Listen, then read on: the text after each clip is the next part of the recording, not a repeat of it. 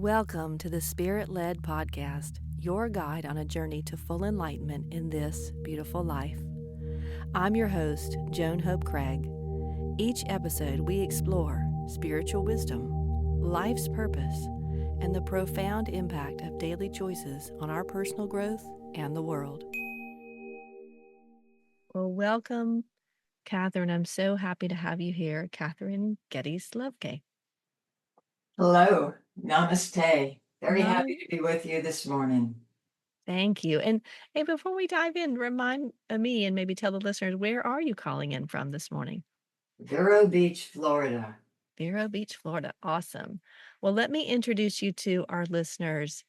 Katherine Geddes-Lovkay was born into this life open and ready to learn about God. Raised in a traditional Christian religion with heaven, hell, and sin, she took it all literally and seriously, and subsequently had a lot to unlearn and a lot to learn. Katherine has had 3 careers so far: special education, ministry, being ordained as a unity minister and serving in unity churches for 13 years, and also as a board-certified hospice chaplain. So I hope we'll hear a lot about all of those. She first connected with our Kriya lineage through Yogananda's book, Autobiography of a Yogi. And in the mid-1980s, which is 40 years ago, she met Roy Eugene Davis and has been involved with the Center for Spiritual Awareness ever since. And Mr. Davis ordained Katherine in 2006, and she's now a member of CSA's board of directors. So welcome again, Katherine. It's just an honor to have you. Thank you. Again, happy to be here. Yeah. Well, I have benefited from your personal guidance for me when I was going through some pretty hard times a few years ago, and I'm really grateful for that. And I'm happy today to share you with our listeners because I know you have lived a lot and you have learned a lot, and I know that we're going to benefit from it. So could we go way back in time? Because you mentioned that you were born into this life open and ready to learn about God. And that made me wonder what your childhood was like and how that curiosity about God and spirituality showed up for you then. All right. Well, spirituality, God, has been majorly important to me for as far back as I can remember. I was educated in parochial school for grades 1 to 8, and so I was taught by nuns, and I soaked it all in. The whole Jesus died for my sins. And I figured I was probably going to hell because I was a constant sinner. I had 3 sisters, close in age, and sibling rivalry was a common experience, as was uh, telling minor fibs, like when mom would line us up on the door sill and say, well, who did that? And it was not me, not me, not me, and not me. So there was that. And then my first confession, age 7, you go into the confessional and you say, bless me, Father, for I have sinned. This is my first confession. I have lied to my mother, and I pulled a number out of the sky. How many times does a kid say, not me?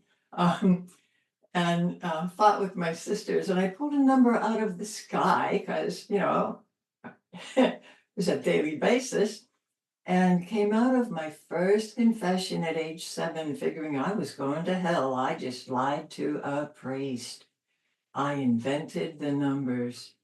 So the next day, the morning of my first communion, I expected to be struck dead, literally, on my way back to the pew because I had now just received communion in a state of sin because I had lied to a priest the day before. And that began my learning and unlearning of uh, sin, salvation. It was a trip. It was a trip because I never felt like I got that straightened out until I was like a teenager, and I went to on a retreat conducted by monks. And I said to one of the monks, "Look, after all this time of sinning and even dreaming sins at night now, because it was on my mind so much, I don't know what all I did, what all I didn't do, and may have dreamt." And the priest, bless his heart, the monk, said to me, "I absolve you from anything you did, may have done, or thought you may have done, or dreamt that you had done." And this was all so serious to me. And I said, "Oh, thank you so much." And that began my exit from the formalized religion I grew up in. The slate was wiped clean. I was on even ground. And that began my eventual exit from the church as I came to no longer believe in a God that wanted the blood sacrifice of a special son in order to forgive us. So it was a trip, though, growing up, trying to make that doctrine work. Now, in all fairness, a lot of the kids I went to school with did not take everything I said so literally and so seriously. But I did because I wanted to know about God and what was true. So, Wow, thank you for sharing that. I didn't know you grew up Catholic, and as you were describing your first confession, I flashed back to all of my confessions, in which I also basically said every single time, "I'm fighting with my sister." That was the that was the sin that I was comfortable saying out loud, and there were many others that I didn't say out loud. So wow, and so then you had kind of this clean slate, as you said, and were able to say, "Okay, I'm gonna find a new path." So tell me about after that, you had mentioned to me that you started meditating in college. So what brought you to that? How did that show up in your life? well, I was in college and came across, by grace, Autobiography of a Yogi. And I'm reading that coming out of my Catholic background with all of the saints he talks about and the many and varied relationships with God and his own putting together of Yogananda, his own putting together of his own spirituality. And something in me just rang, this is real. This is an honest person's honest experience, and it rang true at my soul level. And I remember walking across the campus, this is back in the late 60s, um, breathing like however it was he said to breathe in the book, inhale so many times, hold, exhale so many times across the college campus. And just an overwhelming, I always have had an overriding sense of the omnipresence of God. I've had, I think I was born with that. But with Yogananda's emphasis on meditation and conscious awareness, just walking across the campus, even thinking God, it became part of my lifestyle. And that's always been there. So were you just practicing on your own? Did you find any teachers for meditation? No, I was practicing on my own. While I was teaching special ed in Pennsylvania, I came across an Eastern group, Kripalu, and studied with them for a while. Took teacher training, even taught hatha yoga. Uh, Geez, we're going back decades now when I was still able to do some of those postures. Um, yeah, so it's always been in my background. But yeah, I connected with Kripalu for a while and thought that might be my path, but I had a dream actually that confirmed for me that no, in fact, it was not.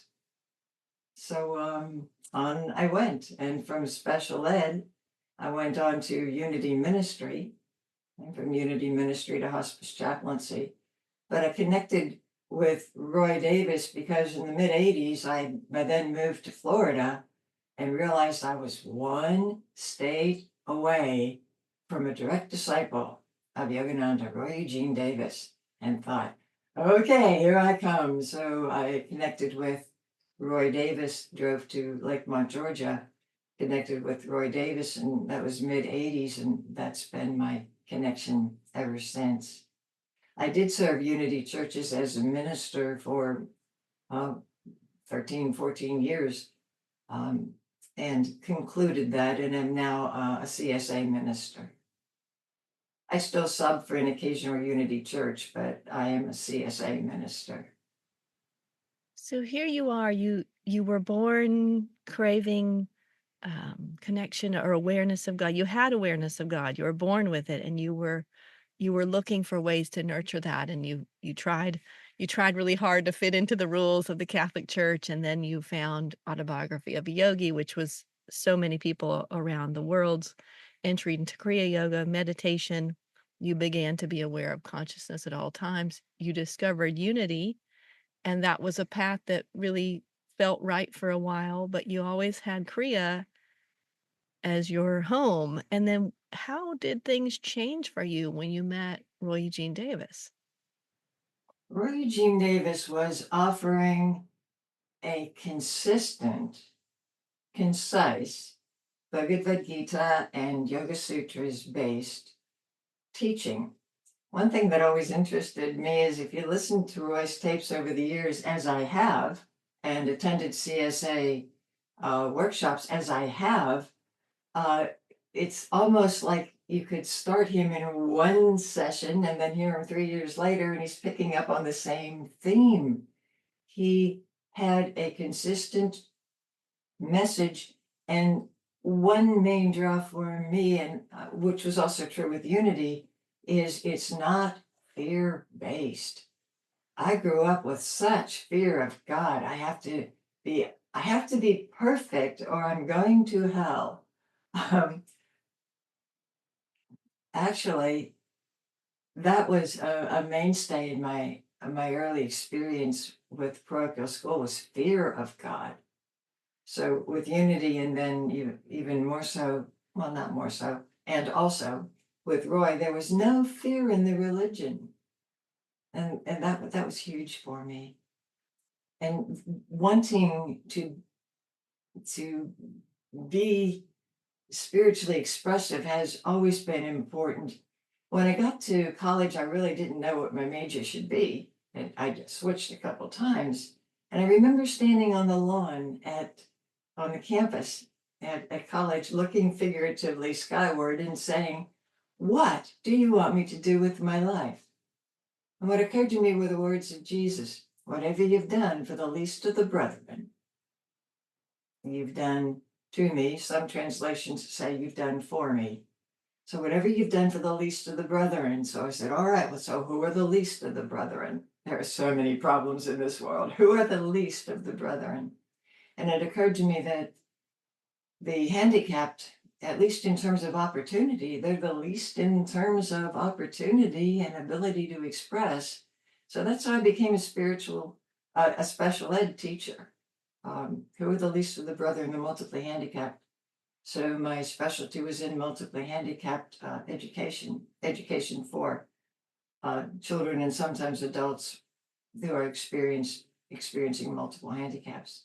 So I did that for 13 years. And the main thing I learned from doing that, again, some of the kids, they're in wheelchairs with limbs that don't work, that would never even be able to scratch their own nose.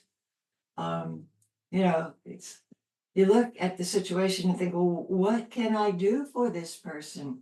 And what I learned was there is always something that you can share to make a person's day, to add a little light to a person's day.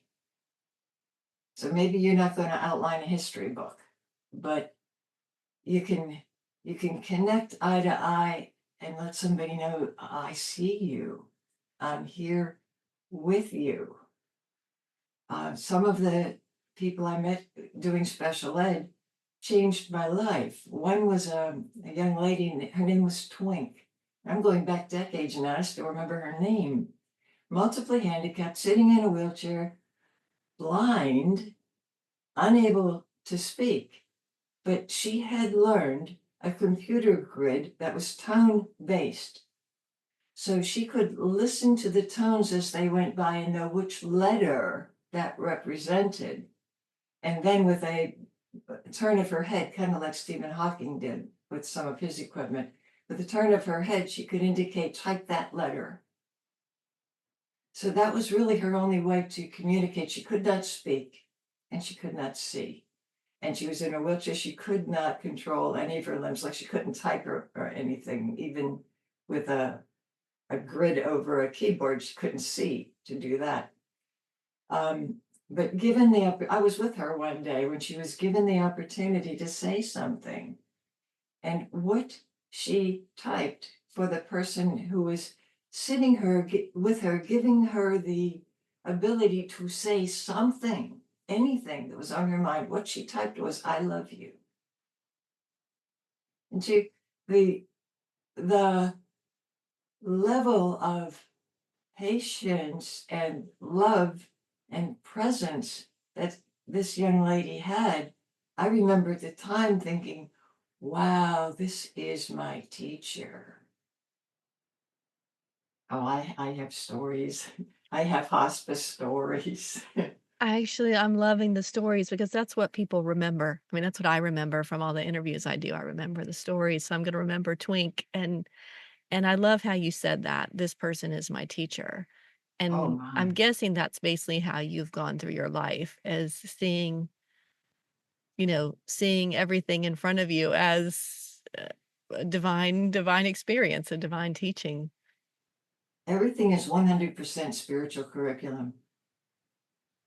It's the opportunity to share love or be a channel for it if it's not reciprocated in that experience. We're here to make a difference. We're not here to be recognized or petted. We're here to stand true on what we know to be true. We're here to look deeper and be a blessing wherever we are. I think that's a really helpful message right now, and just for context for people who listen to this, we're having our interview after a very, um, I don't know how to describe the election. I'll just say after the November 2024 election in the United States when, several countries in the world are at war and there's just a lot going on, and so I'm grateful to hear what you said about you can always share something positive with someone, and we're here to make that difference. That's how we make change in the world, one person at a time, 1 minute at a time. It's about keeping ourselves centered in every situation to the best of our ability, keeping ourselves anchored. Could you say more about that? Because I know, we haven't told the listeners yet, but I know you've also lived abroad. You've described a little bit about the 3 different careers and you've moved quite a few times, and you've lived your life. So what has helped you stay centered? It's helped me to stay centered. You say I've lived a lot. I'm 78 years old. So and it's been a phenomenal trip so far, and I'm happy to still be part of the ongoing of it. What helps me stay centered? One of the main things that helps me stay centered is Sri Yukteswar. Roy Eugene Davis, our teacher. His teacher was Yogananda, and his teacher was Yukteswar. Yukteswar did a study of time cycles, and from based on ancient uh, Indian traditional time cycle uh, knowledge, we are right now in an ascending electrical age, which is a time for discoveries and inventions, but not necessarily the spiritual maturity to use them well yet.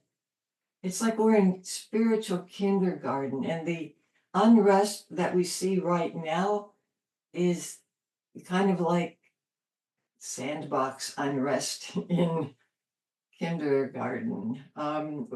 we as if you look around at what's going, you referenced what's going on in around the world today, we do not yet have the spiritual maturity to see us as an us. So much of it's what about me? How can I use you to get what I want for me? And by me, I mean me and mine, my family, my tribe, my culture, my country, my boundary, whatever. We're still so stuck on me that we don't have a sense yet of us. It's all, how can I have a short-term gain for myself or a long-term gain for myself right now? But we don't have the maturity yet. I'm going to go out on a limb possibly here, but from my perspective, we don't have the spiritual maturity worldwide to make anything work yet on a large scale. And Yukteswar's chart has the next level being an ascending mental age, but we're not there yet. However, for anybody who can see the bigger picture, we are responsible for living that bigger picture. We are not justified in saying, oh, well, everybody's doing whatever. So what the heck? We are, if you can see a bigger picture, you are obligated, spiritually obligated to operate from your own personal highest level. Just because everyone else is lying or cheating, everyone else, too broad a statement. Just because lying and cheating are rampant doesn't mean I get to lie and cheat. I have a huge vow, personal vow to ahimsa, the first yama from the Yoga Sutras, that I not hurt myself, anybody else, or the planet in thought, word, or deed. That is a huge vow. I carry spiders outside. I do. I catch them in a jar and I carry them outside. Um, I have a huge vow to ahimsa that I not hurt anybody or anything or the planet. I'm a recycler. That's huge to me, as are the others. Well, ahimsa is at the base of it because if you're not going to hurt anybody, you're not going to do the rest. You're not going to lie. You're not going to steal. You're not going to cheat. You're not going to waste stuff. And you're not going to cling on to stuff that's time for it to move on. So there's that. Mindfulness is huge to keep your attention in the present. It is so easy to get going on the future or what if this and what if that. Oh my God. To keep you to breathe, to keep yourself anchored in the physical moment now. I like John Kabat-Zinn's definition of mindfulness. He said it's being having your attention in the present moment on purpose, with a kind, gentle, open attitude without mental commentary blurring the situation. Hugely important in my life to stay centered. I wear an om because every time I look in the mirror, it reminds me that every atom is God energy expressing and every life is God life expressing. Anything to keep me anchored in what I know to be true. Thank you so much for all that wisdom. Just gonna recap because me saying it back, hopefully I'll remember and other people will too, that what helps you stay centered is number 1, remembering the big picture that, things are happening cosmically, um, on our planet that some of it is out of our control. But we can watch it, we can be aware of it, and then we still have our responsibility. I think you said spiritual kindergarten, I love that. So here we are in spiritual kindergarten, but actually we can be the first graders.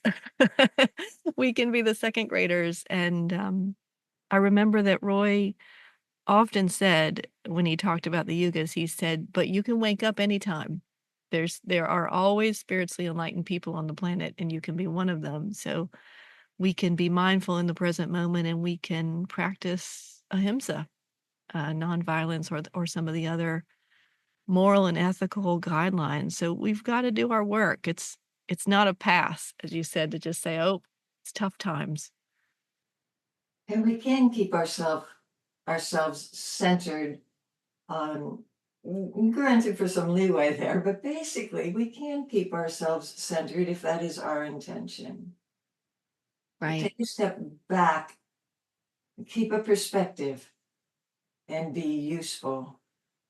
Roy Davis was grateful, was um, noted for the word useful. Is this useful?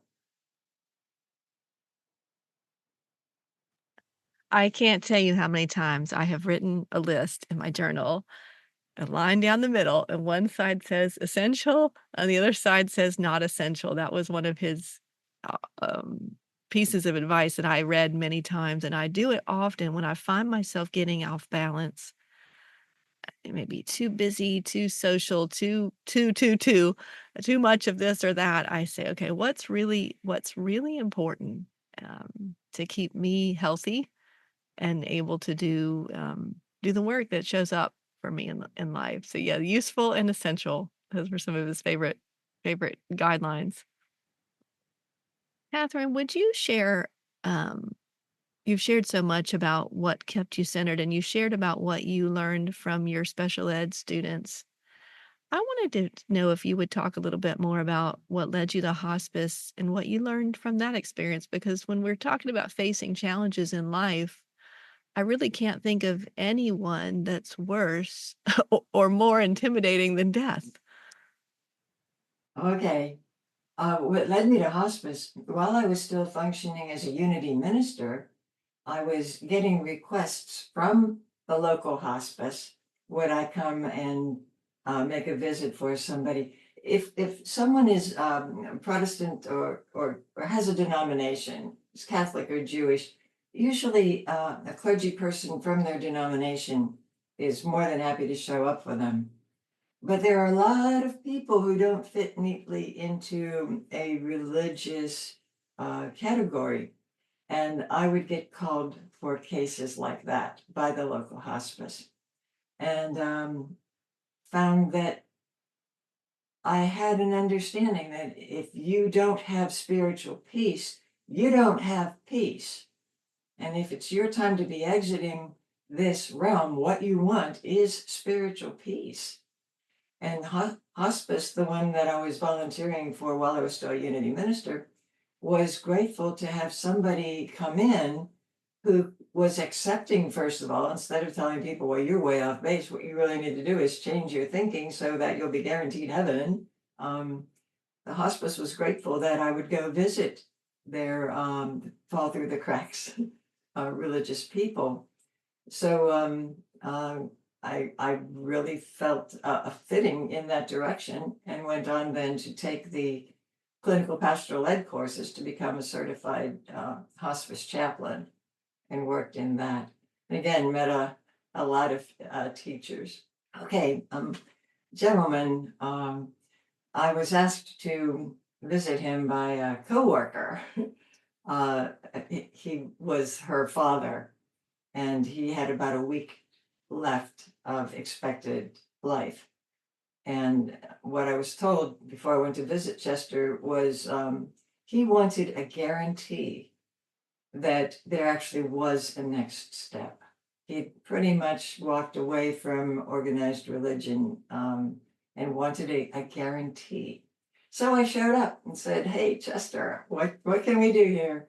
And he said, "Well, I want a guarantee that when I close my eyes in this realm, there will be a next realm that I open my eyes to." And my first thought was, okay, I have pretty strong convictions myself. I know what I'm happy with that I actually could die myself with in peace.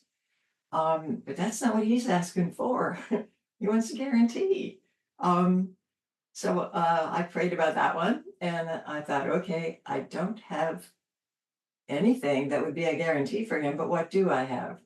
So I went home and I downloaded from the computer for him a picture of the Hubble deep space image where it shows 10,000 galaxies through what seemed to be an empty little tiny spot of space where they weren't seeing anything. Um, and I took that to him and I said, okay, Chester, here's the bottom line here. All I can tell you for absolute certain, absolute truth, is that everywhere we look, we find more. This image was taken through what looked like an empty spot of space, and they didn't just find a few stars, they found 10,000 galaxies. So no matter whether we look really small or look really big, there is always more. And he took that picture and showed it to everybody that was coming to visit him in his last week of life, and he died with peace. So he was telling them, I don't have to know specifics. I just have to know there's always more. And he died in spiritual peace. And it's like, yes, these people are my teachers.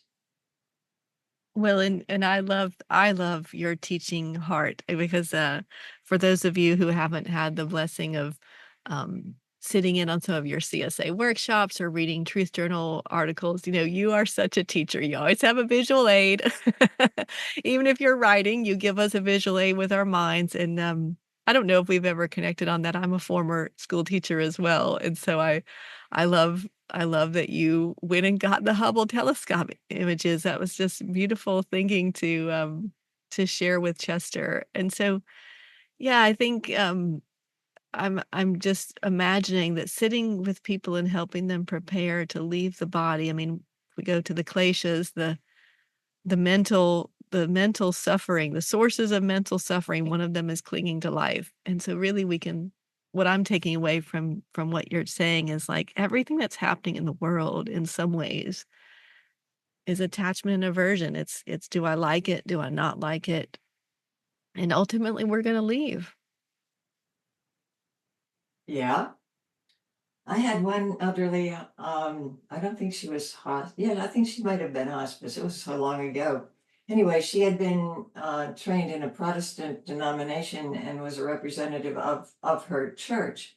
And she was elderly, and I remember her pointing a particularly arthritic, crooked finger at me and saying, "Just remember yourself that when it comes to this point in life," and she was thinking about her own leaving, it's all about trust. She was putting aside all of the theology that she herself had learned. And her bottom line was, and after you've read it all, it's all about trust. And I've been fond of saying to people too, well, how much did you know about this life, this world, before you flapped your eyeballs open as an infant and saw what was here? And people invariably will say, well, nothing. And it's like, okay, so that's the level of trust and innocence with which we just say, okay, and allow ourselves to be birthed into the next realm. Beautifully said. And I think is there an Einstein quote that says we really only have one choice to make in life if we trust the universe to be a friendly place or not? Something like that? Okay, Yeah, so it's that's it's that. it's it's a choice, right? Yeah. We can choose to trust. Oh, well, thank you. This has been so fun for me to hear your stories and, but I would love to transition a little bit now and talk about Center for Spiritual Awareness. A lot of our listeners are longtime, participants and members, and some are not. So we've, of course, often on the podcast, we describe the grounds and the environment and how peaceful it is there, and as a board member, we've I think the organization has gone through a lot of changes, as it is normal that it would after Roy Eugene Davis's transition. So, what do you see for CSA, and what would you like to see happen? All right. What I see for CSA is staying anchored with the teaching, the Bhagavad Gita based, Yoga Sutras based teaching. I see us anchored on that. I'm very aware of the list of hopes, objectives that Roy Eugene Davis left on his desk the week he passed on. And basically, he said he wanted to expand the ministry worldwide. He wanted the literature to be organized and distributed effectively.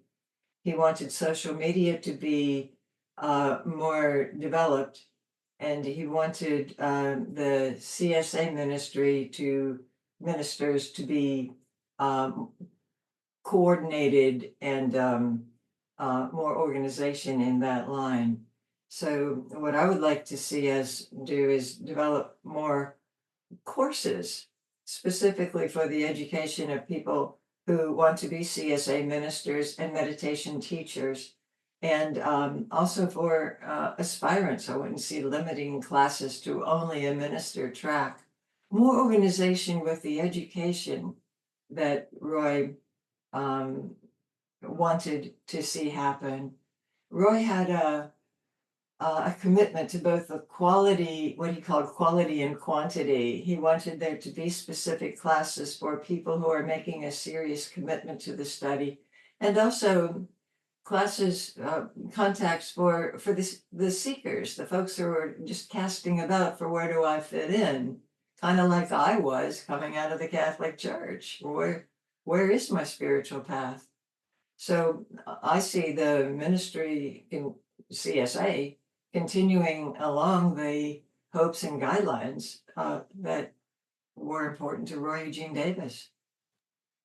Yeah, I'm so glad you mentioned that. I always remember the quality work and quantity work as well, and, you were one that had the benefit of knowing Roy Davis personally, and so you were part of his, personal relationship, and then but he also spoke widely all over the world, and his writings spoke to both audiences too, because he would have writings about being healthy and being happy and achieving goals, and then he had writings that were really more targeted to people who, um, wanted to go deep.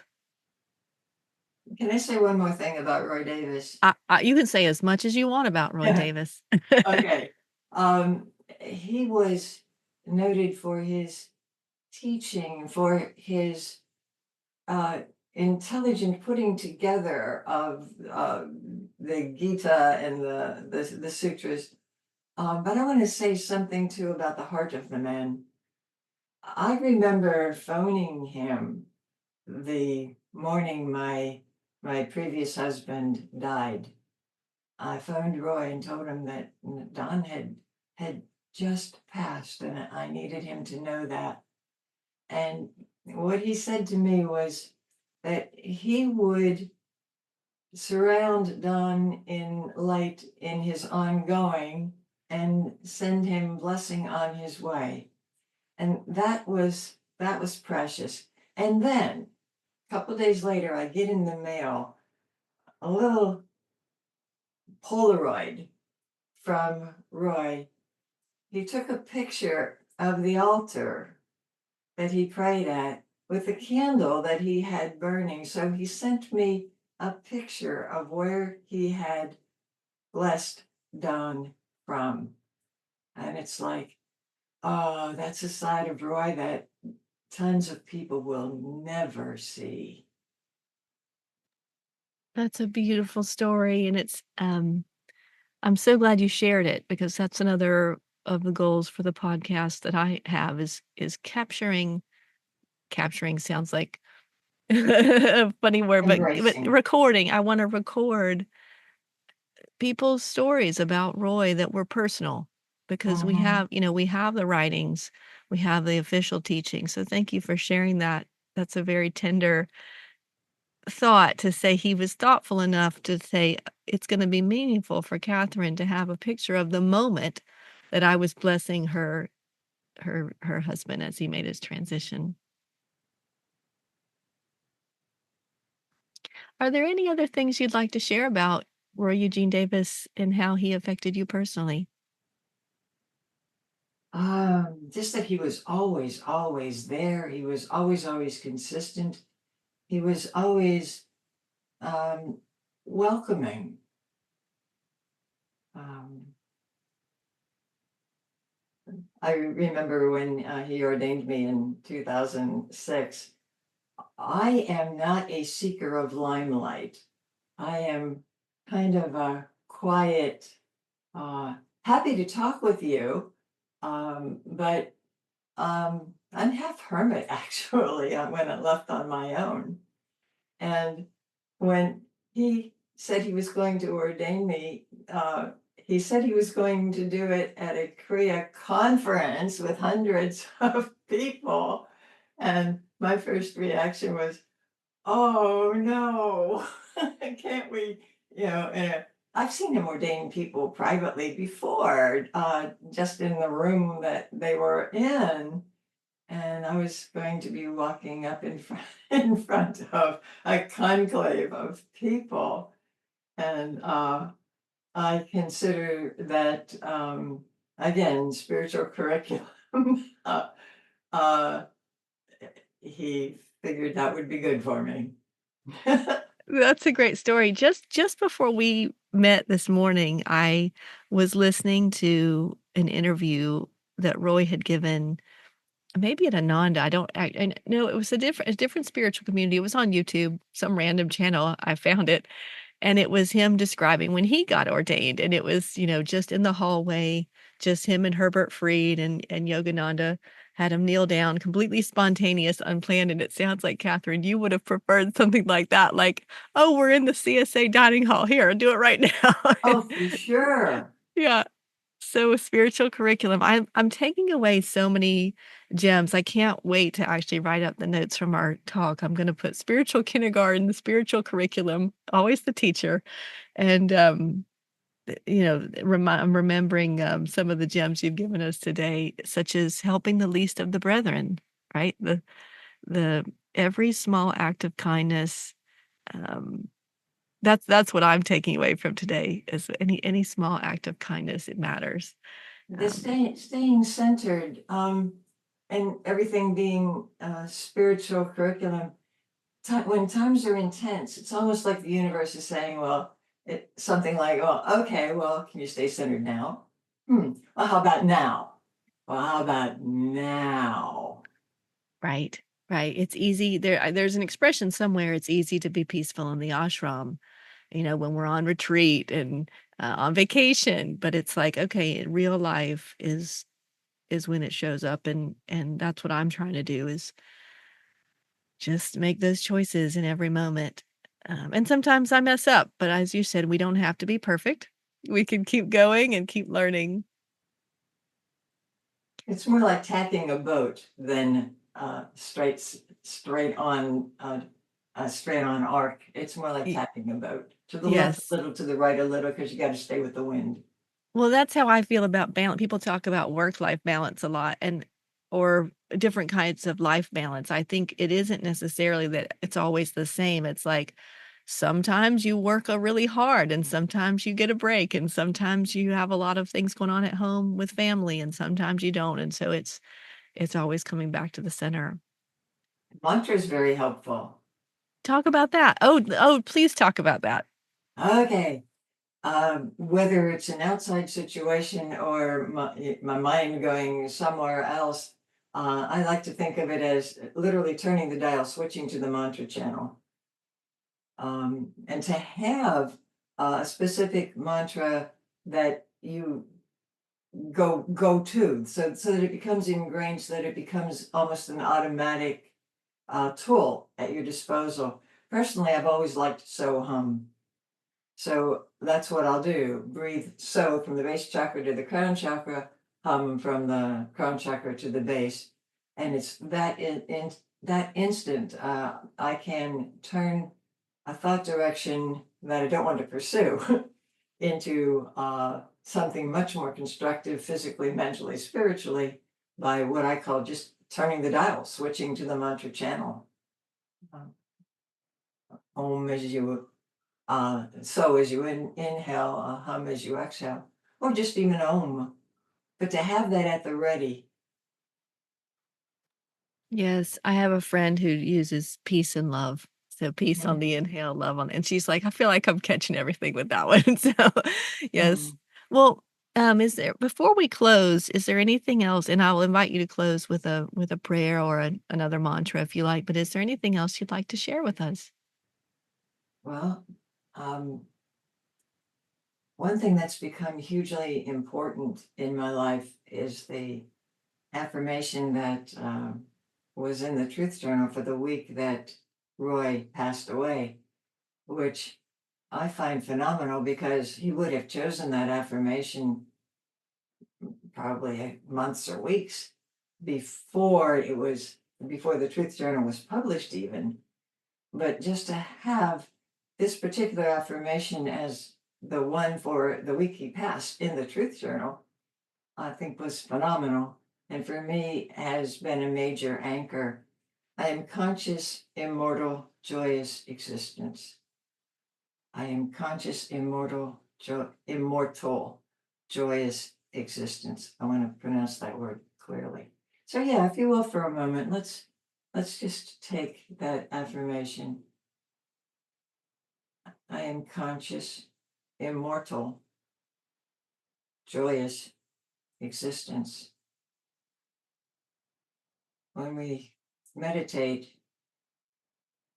and just watch as the thoughts settle down, we become conscious of being conscious. And that is the soul experiencing itself when we're conscious of just being conscious. And then the joy of existence. And I've even dropped the I am off of that affirmation because my ego wants to own it. And I wind up then with just conscious, immortal, joyous existence. Conscious, immortal, joyous existence. Conscious, immortal, joyous existence. And so it is. Amen. Thank you for tuning in to the Spirit Led Podcast. Special thanks to our producer, Monty Craig. Please subscribe to catch upcoming episodes. For support in your awakening journey, visit our sponsor, the Center for Spiritual Awareness at csa-davis.org. We offer online group meditations, classes, and in-person retreats at our headquarters in Lakemont, Georgia. Once again, that's csa-davis.org. Until next time, remember your pure essence of being an eternal relationship with the infinite.